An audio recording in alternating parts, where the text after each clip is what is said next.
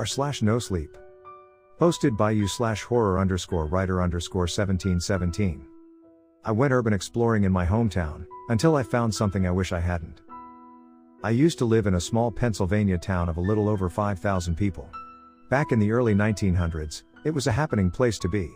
It sat right alongside the river and had an actual running ferry boat. It also had the railroad running through. The station was a glistening beauty of architecture and a non-stop hub of celebrities and luminaries of the time. The shops and hotels on the main street were regularly visited by them. They found the town to be a quaint distraction on their way to wherever they were going. Some would even venture up the hill to tour the haunted castle. As with all such things, times change. Railroads and ferries gave way to the convenience of cars and buses. The tourist trade all but dried up, and with it, the town changed from a glittering jewel beside the river to a pale shadow of its former glory. All of this was long before I was born. I only knew the train station in its abandoned and dilapidated form. Its only decoration was the brightly colored artistry and off-color language of graffiti. I never saw a ferry grace the waters of the river, only coal barges. As with many children who grow up in a dingy, depressed area, I made my way out into the wide world to make my fortune. But time had made me nostalgic for my hometown, even in her less than glorious form. I had acquired the hobby of urban exploring. The more I explored the dilapidated structures of distant lands, the more I thought of the abandoned buildings of my own hometown.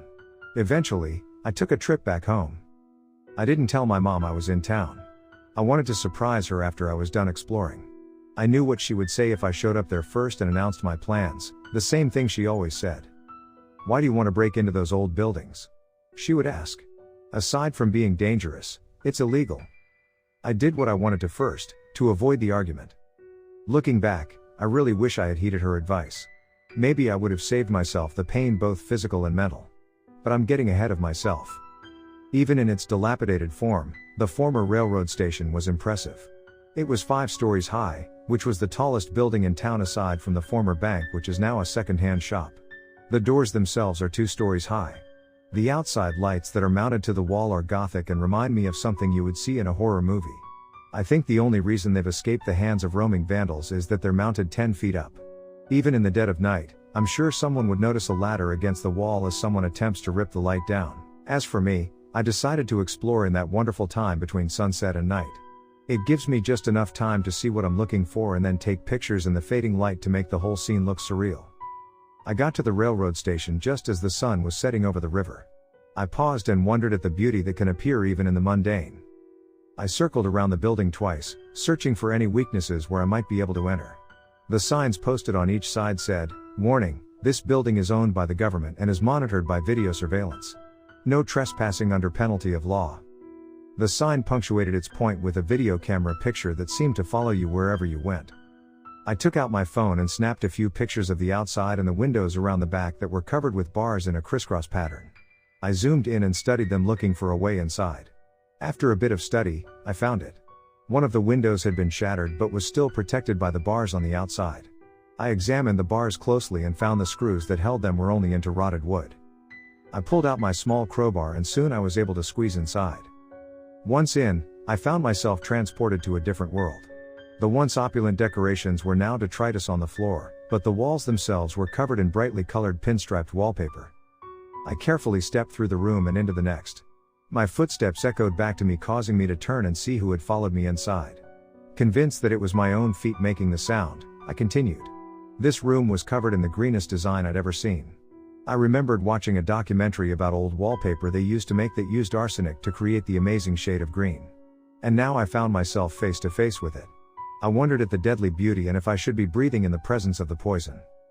I exited the opulent room and found myself in the foyer.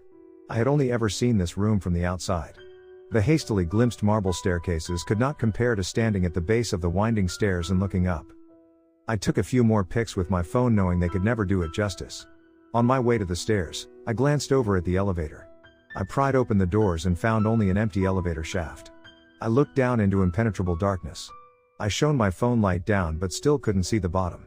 I shone it up and saw the underside of the car suspended several floors above. I stepped back into the lobby and refocused on the stairs. I began my upward trek by brushing away stones and other detritus so I wouldn't stumble.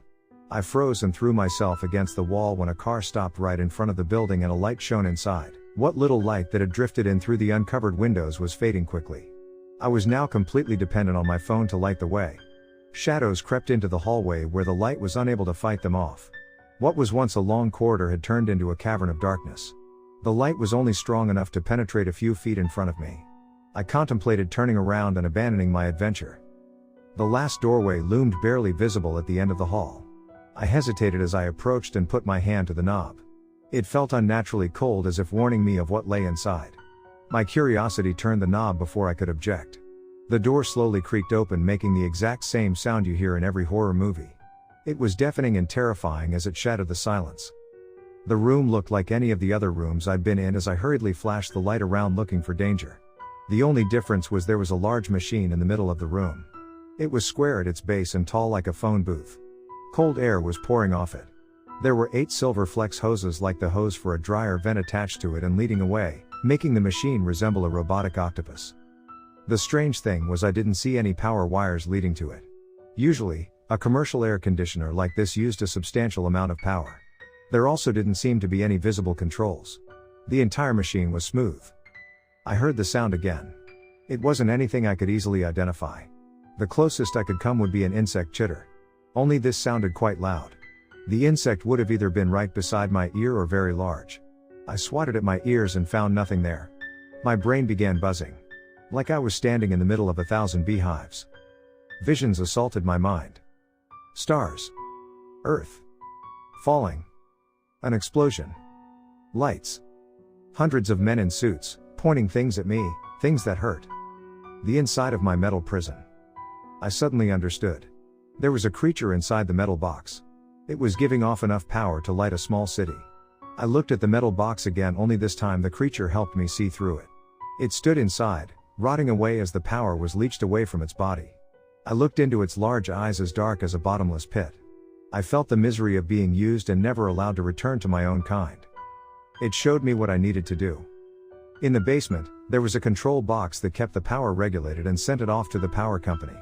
It showed me that the control box was in a lead-lined room, and it couldn't turn the power off itself.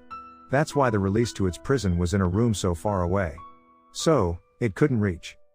It gave me my instructions. Its dark eyes somehow looked sad, as if pleading with me for help. I left the room with renewed determination. I wasn't going to let the government get away with imprisoning this creature for their own unscrupulous purposes, not if I could help it. I made my way back the hallway and found the elevators. I pried open the doors and looked into the elevator car. I gingerly stepped one foot inside and was instantly rewarded with the sound of a cable creaking. I took a quick picture and retreated before the car ended my adventure in sudden death. I looked at the picture and saw that the controls for the elevator went G through 5, but there were 2 more buttons. One said B1 and the other was blank. I heard another sound. This one was very familiar. It was the sound of pursuit. I could hear someone breaking in several floors below. My new friend gave me a vision of a man in a suit that had broken in through the same way I had and was pursuing me. It showed me his badge and gun as well. I panicked until my friend gave me a vision of what to do. I ran down to the 3rd floor and pried open the elevator doors. Once inside, I found the rungs for the ladder that ran the whole way from the top to the bottom of the elevator shaft. I pocketed my phone and pulled the doors shut as quietly as possible, then began the downward climb. The vision of what I needed to do was so strong that I could see everything with my eyes closed. My friend guided me down into the inky blackness. When I hit the last rung, I wasn't even breathing hard. My friend was able to help me with stamina as well. I pulled out my phone, turned on my light, and opened the door that said, "Restricted." My friend guided me through a series of lefts and rights in the damp, musty basement until I reached a large metal door that read, "No admittance." There was an electronic keypad on it. The numbers 1,4,2,6 entered my mind and I punched them in. The door swung open. I stepped inside and nearly passed out as my friend's presence left me. I didn't realize how much it had been helping me until its influence was blocked. I still knew what to do. I had to look for a large handle with the number 5 on it and turn it off. I looked around the room and saw dozens of handles. I searched each one of them for the number 5 until I finally found it. I smiled and put my hand on the handle. "Freeze," yelled a man in a suit, pointing a gun at me. "Do not pull that handle or I will fire. Slowly back away." I put my hands up and did as he said. "You should be ashamed of torturing a poor innocent creature like that to get free power," I said. The man chuckled. It was only then I noticed he was wearing a small helmet. It was barely more than a beanie.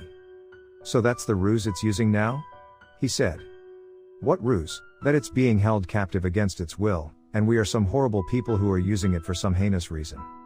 "You are," I said. "How long has it been a prisoner?" "Not long enough apparently," he said. "I'll tell you what, kid, I'll prove it to you." "How are you gonna do that?" "Step out here," he said, backing out of the room. He backed a good 10 feet away from the door and holstered his gun. "There, kid," he said. "Just step out of the door and I won't try anything." I slowly made my way to the edge of the doorway, hesitating as I contemplated what trick he might be pulling, then stepped through the door. I had barely made it through the doorway when my mind was assaulted. I grabbed my head and collapsed to the floor as the creature sent images flooding into my brain. Anger. Raw fury that I had failed to pull the switch. Visions of me rushing the agent, grabbing his gun, and shooting him full of holes, then running back into the room and turning off the switch. My head felt like it was going to explode as my legs involuntarily lifted me off the floor and threw me back inside the room.